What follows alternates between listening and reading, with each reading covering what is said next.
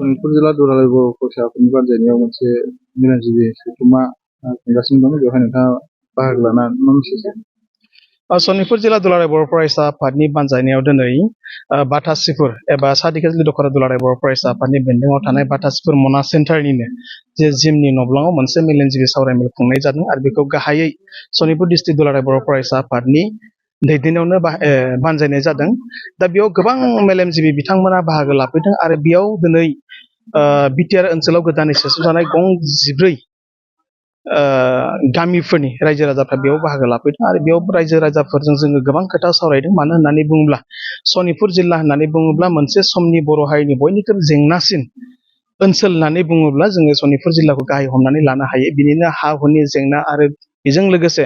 थांनाय 35 बोसोर बिएससि बिटिसिआव हाबनो मोनैनि माखासे गेदेरथार जेंना आरो बेखौ लानानै दिनै गुवारै सावरायलायनाय जादों। बे सावरायनायाव बाहागो लानो मोननानै जोबोद गोजोननाय मोनदों। मानो होननानै बुङोब्ला जिखिनि रायजोफ्रा दिनै बाहागो लादों आरो जाय माखासे रायजो राजा बिथांमोना बाहागो लानो हायाखै, बिथांमोना थांनाय गोलाव समनि दुलाराय बर' फरायसा आफादनि सोमावसारनायाव माब्लाबा राजा लामा होबथानांगौनि थाखाय फुंनि 3टा 4टा समावनो बिथांमोना ओंखाम थफ्ला लानानै फैदोंमोन आरो माब्लाबा रेल लामा होबथानांगौनि जाहोनाव बिथांमोना गोबां जोंखौ फुङावनो हर गेजेरावनो सिखारनानै बिथांमोना जोंखौ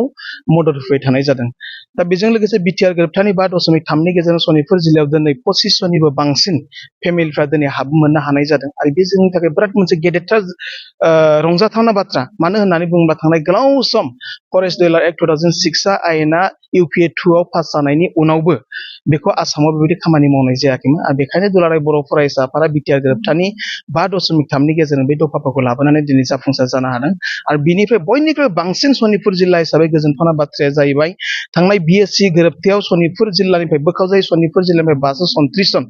534 सुबुंफ्रा मुंख्लं जालांदोंमोन। नाथाय बै समाव बेबायदि गोबांथार रायजो राजाफ्रा मुंख्लं जानायनि उनावबो नाथाय बिएससि गोरोबथानि गेजेरजों सनितपुरनि बर'फोरखौ न'खरसेबो सोसननाय जायाखैमोन। आरो बेजों लोगोसे 2003 मायथाइनि 10 फेब्रुवारिनि सिगां 1996 मायथाइयाव जेब्ला बिएलटिआ नैथि खेबनि थाखाय आलादा रायजो बड'लेण्डनि थाखाय सोमावसारबावनाय जायो आरो बै समाव गोबां बर' लाइमोनफ्रा आरो गोबां रायजो राजाफ्रा बेयाव बिएलटिनि जानानै सोमावसारफादोंमोन आरो बेबायदिनो बिएलटि गोजा हारसिङैनो बोखावजायै सनितपुर जिल्लायाव गासै 742 जन बर' बिएलटि केडार लिडार अफिसार आरो रायजो राजाफ्रा बेयाव मुंख्लं जादोंमोन। नाथाय बै समावबो 2003 मायथाइनि 10 फेब्रुवारियाव जि समाव गोरोबथा जालांबाय बिटिएडि गोरोबथा, बे गोरोबथा समावबो सनितपुर जिल्लानिफ्राय न'खरसेबो सोनो हानाय जायाखैमोन। नाथाय आथिखालाव थांनाय 2020 मायथाइनि 2 जानुवारि जि बिटिआर गोरोबथा जाबाय, बे बिटिआर गोरोबथानि 3.1 दफानि गेजेरजों जोङो बिटिआराव दिनैसिम दासिम सनितपुर आरो बिश्वनाथ जिल्ला गासै गं 60 गामिफ्रा हाबनो हानाय जादों आरो बै गं 60 गामिफ्राव गासै जों साननायाव गं 60ल'ब्लाबो नाथाय बेयाव गोबां बर' गामिफ्रा दिनै 150निबो बांसिन बर' गामिफ्रा दिनै बे मोननै जिल्लायाव हाबनो हाबाय आरो बिनिनो भटारा गासै 50,000नि खाथियाव दिनै फैबाय थानाय बिटिआरनि 5थि बिसायख'थियाव जोङो भटारफ्रा होनो थांगासिनो दङ। दा बेखौ लानानै दिनै सनितपुर जिल्ला दुलाराय बर' फरायसा आफादनि बानजायनायाव जि मेलेमजिबि सावरायमेल खुंदों, बेयाव बेखायनो रायजो राजाफ्रा फैबाय थानाय समाव सोरनो भटखौ होनांगौ बेबायदि खोथाखौ लानानै जोंनाव कुइसन फैदोंमोन। नाथाय जों बुंबाय थादों जे जाय हान्जाया बिटिआर गोरोबथानि दफाफोरखौ आबुङै मावफुंनायाव इन्टारेस्टेड,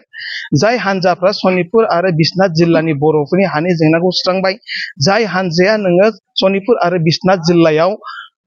थांनाय 32 बोसोरनि जि मोनसे जेंना बेखौ सुस्रांनानै होबाय आरो बै हान्जानो भट होनो थांनायाव जा बुंनांगौ जेबो गैया होननानै दुलाराय बर' फरायसा आफादनिफ्राय जों रोखायै फोरमायनाय जादों। आरो बिश्वनाथनि जि माखासे गामिफ्रा हाबावनो गोनां दंबावो, लोगोसे हा हुनि आरो फरायसालिनि माखासे जेंनाफ्रा सुस्रांजायाखै। दा बेनि सायाव नोंथांमोना माबाफोर? दुलाराय बर' फरायसा आफाद आरो आथिखालनि बिटिआर सरकार जोङो मोननैजों सम सम सावरायबाय थानाय जायो आरो बै सावरायबाय थानायनि जि माखासे डिजाइन आरो पलिसिसफोरखौ लानानै जों आसाम सरकार आरो सेन्ट्रेल सरकारजों सावरायबाय थानाय जायो। दुलाराय बर' फरायसा आफादनिफ्राय रोखा बाथ्राखा, जेब्लासिम जोंनि बर' हारिनि जेंनाया सुस्रांजाया अब्लासिम दुलाराय बर' फरायसा आफादा दाबिनिफ्राय मालाबाबो साइड जानाय नङा। आरो बेजों लोगोसे बिटिआर गोरोबथानि 3.1नि गेजेरजों सनितपुर आरो बिश्वनाथ जिल्लानि गासै 400निबो बांसिन एफआरसि गासै 150निबो बांसिन रेभिनिउ भिलेज आरो माखासे गोबां फरेस्ट भिलेजफोरखौ लानानै जिखिनि जोङो दाबि खालामदोंमोन बै दाबिफ्रा गासैबो जाफुंसारसिन दुलाराय बर' फरायसा आफादा डिमान्डखौ जेब्लाबो लाखिलांबाय थागोन आरो बेखौ लानानै दुलाराय बर' फरायसा आफादा जेब्लाबो खामानि मावलांबाय थानाय जागोन आरो बेजों लोगोसे सनितपुर जिल्लायाव दासिमबो आरो हाया 12,000निबो बांसिन न'खरफ्रा दासिमबो मोननांगौ दङ